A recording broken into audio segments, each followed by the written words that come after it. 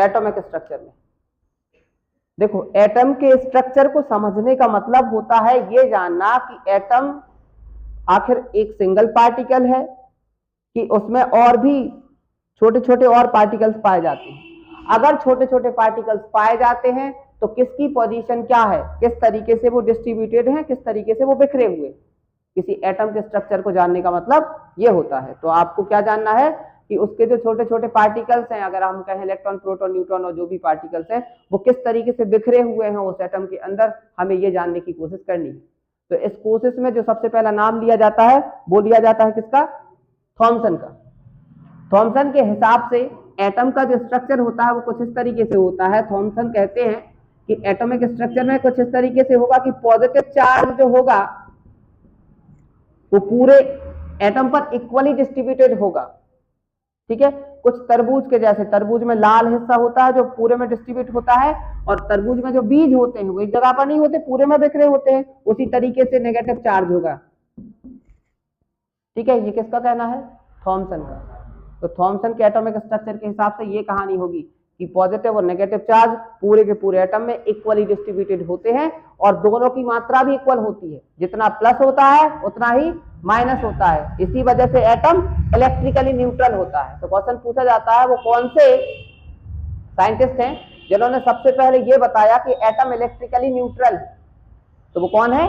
Thompson है। क्यों है? क्योंकि जितना पॉजिटिव चार्ज होता है उतना ही नेगेटिव चार्ज। इसके बाद इस बात को आजमाने के लिए, कौन सी बात को? कि एटम पर पॉजिटिव चार्ज पूरे में इक्वली डिस्ट्रीब्यूटेड है। अब इस बात को क्या करना है? वेरीफाई करना है। तो उसी समय रदरफोर्ड नाम के एक साइंटिस्ट रहे, अर्नेस्ट रदरफोर्ड। उन्होंने, वो तब एक रेडियो एक्टिविटी पर रिसर्च कर रहे थे पियरे क्यूरी और मैडम क्यूरी के साथ। उसी समय एक पार्टिकल मिला था, अल्फा पार्टिकल। अल्फा पार्टिकल एक ऐसा पार्टिकल होता है, आज के समय में अगर हम कहें तो दो न्यूट्रॉन और प्रोटॉन की कॉम्बिनेशन को अल्फा पार्टिकल कहा जाता है, जिस पर पॉजिटिव चार्ज होता है। ठीक, तो तब उस समय यह पता था कि अल्फा पार्टिकल एक मासी पार्टिकल है, मतलब उसका मास होता है और इसके साथ साथ वो क्या कर सकता है, उस पर पॉजिटिव चार्ज होता है। तो अब थॉमसन ने उसी समय कहा था कि एटम पर पॉजिटिव चार्ज इक्वली डिस्ट्रीब्यूटेड है। तो अब इस बात को वेरीफाई करना कौन चाह रहे हैं? Ernest Rutherford.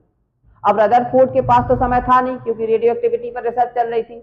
तो उन्होंने अपने दो स्टूडेंट्स को पकड़ा, दो स्टूडेंट से कहा कि मतलब पूरा सेटअप तैयार करवाया, जिसके लिए उनको अल्फा पार्टिकल का सोर्स चाहिए था, तो वो भी मिला। इसके बाद कहा एटम कहां से ढूंढे हम, मतलब कि हम, ऐसा तो होगा नहीं कि एटम कहीं से सिंगल मिल जाएगा और उसका स्ट्रक्चर देख लेंगे टॉर्च मार के। तो उन्होंने एटम देखने के लिए दो चीजों का यूज किया, एक प्लेटिनम की फॉइल का और एक गोल्ड की फॉइल का। आप लोगों की किताबों में जो छपा है वो गोल्ड की फॉइल का एक्सपेरिमेंट छपा हुआ है। अच्छा, सोना ही क्यों लिया? सोना इस वजह से क्योंकि एटम हमें तब मिलेगा जब सब्सटेंस को बहुत बारीक सा कर दिया जाएगा। तो सोने में ये क्वालिटी पाई जाती है कि आप उसको इतना पतला कर सकते हो कि वो टूटेगा नहीं, और इतना पतला कर सकते हो कि आप उसके आर पार देख लो, सोने के आर पार इतना पतला भी कर दोगे तो भी वो टूटेगा नहीं। एक घड़ी साबुन होती है, एक रिन साबुन होती है, ज्यादा देर तक कौन नहीं टूटती?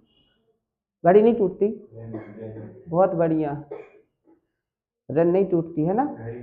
हाँ, आधी होती है और ब्रेक हो जाती है। तो ऐसे ही होती है मेटल। तो मेटल में सबसे ज्यादा मैलिएबल कौन सी होती है? सोना। सोने को कितना भी पतला कर दो आप, लेकिन वो टूटता नहीं है। उसकी चादर बना सकते हो आप, फॉइल बना सकते हो। ये क्यों सोने की चादर क्यों ली थी हमने? ताकि एटम से मुलाकात हो सके। किससे? एटम।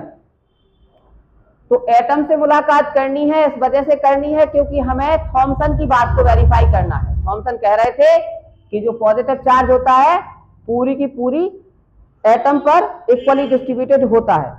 तो रदरफोर्ड कहने लगी अगर ऐसा होगा कि पॉजिटिव चार्ज पूरे पर इक्वली डिस्ट्रीब्यूटेड होगा, तो फिर हमारे पास एक अल्फा पार्टिकल है, ये इस पर भी पॉजिटिव चार्ज होता है। तो जब हम अल्फा पार्टिकल को एटम के पास से गुजारेंगे तो इसमें डेविएशन होना चाहिए। डेविएशन होना चाहिए मतलब थोड़ा बहुत तो उसको रिफ्लेक्स, मतलब धक्का लगे, क्योंकि पॉजिटिव चार्ज और पॉजिटिव चार्ज एक दूसरे को रिपेल करते हैं। तो अब रिपल्सन तो होना चाहिए। तो जब हम इन पार्टिकल को इसमें से गुजारेंगे तो गुजारने के बाद उनमें थोड़ा बहुत डेविएशन आना चाहिए, विचलन आना चाहिए कि नहीं। ये अपेक्षाएं की जा रही हैं किसकी? थॉमसन की बात को लेकर। कौन अपेक्षा कर रहा है ऐसा? रदरफोर्ड। अब उन्होंने अल्फा पार्टिकल सोर्स लिया, गोल्ड फॉइल ली, और गोल्ड फॉइल की थिकनेस रखी लगभग 10⁻⁻7 मीटर के समथिंग कुछ, है ना, ये थिकनेस रखी। अब इसमें से अल्फा पार्टिकल को गुजारा। जब अल्फा पार्टिकल्स को गुजारा तो उनकी अपेक्षाएं थी कि सारे के सारे पार्टिकल डेविएट हो जाने चाहिए, अपनी रास्ता से भटक जाने चाहिए। ऐसा इस वजह से क्योंकि अल्फा पार्टिकल पर भी पॉजिटिव चार्ज होता है, और अकॉर्डिंग टू थॉमसन एटम पर भी पूरे में पॉजिटिव चार्ज बिखरा हुआ है, तो प्लस प्लस को रिपेल करेगा, तो फिर क्या होना चाहिए, हाँ, तो डेविएशन होना चाहिए। अब वो डेविएशन तो नहीं हुआ, हुआ ऐसा कि मैक्सिमम पार्टिकल बिना डेविएट हुए सीधे निकल गए। मतलब ऐसा लगा जैसे रास्ते में कोई है ही नहीं, रास्ते में कोई है ही नहीं। हाँ, कुछ पार्टिकल ऐसे हुए जो थोड़ा बहुत डेविएशन हुआ, कुछ पार्टिकल, और आउट ऑफ 20,000 20,000 में से एक अल्फा पार्टिकल बस रिकॉइल होके वापस आ रहा था।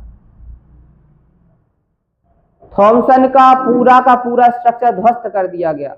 उनके हिसाब से पॉजिटिव चार्ज पूरे में बिखरा होना चाहिए था, जिसके हिसाब से जो पार्टिकल हैं, अल्फा पार्टिकल हैं, उन सबका डेविएशन होना चाहिए था। अब सबका डेविएशन तो हो नहीं रहा, लगभग 90%, 90% जो पार्टिकल हैं सीधे के सीधे निकल गए। कुछ डेविएट हुए और 20,000 में से एक पार्टिकल वापस आ रहा है।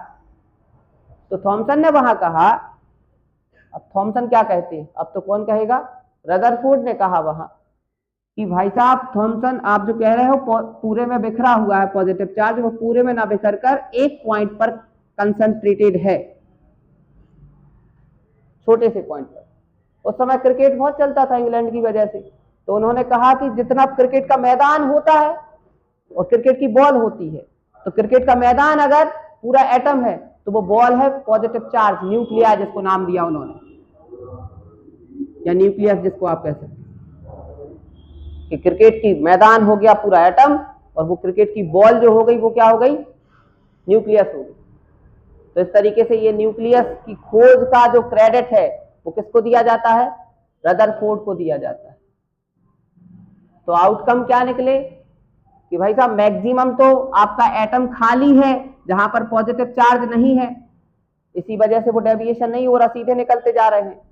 हाँ, जहां से थोड़ा सा डेविएशन हो रहा है इसका मतलब वो पॉजिटिव चार्ज के थोड़े से पास से होकर गुजर रहा है अल्फा पार्टिकल, इस वजह से उनका डेविएशन हो रहा है। ठीक है, इसके बाद जो रिकॉइल होके गया है वो डायरेक्टली स्ट्राइक हुआ है, तो वो लौट के वापस आ जाता है।